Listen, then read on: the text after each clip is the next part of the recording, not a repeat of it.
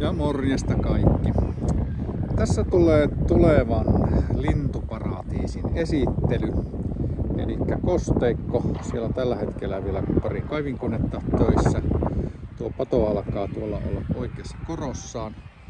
Vesi nousee tässä niin, että puoli metriä jää patoa tuolta padon pinnan alapuolella. Siellä sitten, niin tästä on noin 400 metriä tuonne ylöspäin, riittää tätä.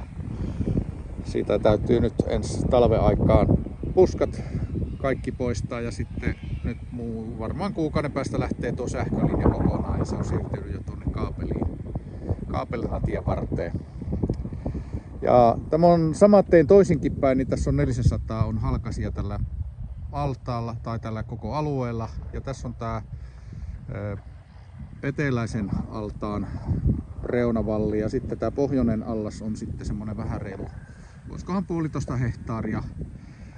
Ja siinä on, muistaakseni olisiko se ollut noin metriä alempi. Sitten tuolta tulee, missä tuo autoparkissa, niin sinne tulee pari invapaikkaa ja esteetön kulkuväylä tälle. Ja tuohon nousee sitten tuo lintutorni ensi talven aikaan. Ja sitten nyt jos pitää nyt katsoa, että mistä euroja löytyy, niin olisi tarkoitus, että se esteetön reitti jatkuisi tästä eteenpäin tuolla, missä nuo kaivinkoneet on ja sieltä ihan tielle asti takaisin. Mutta katsotaan miten käy. Ei muuta, kiitos.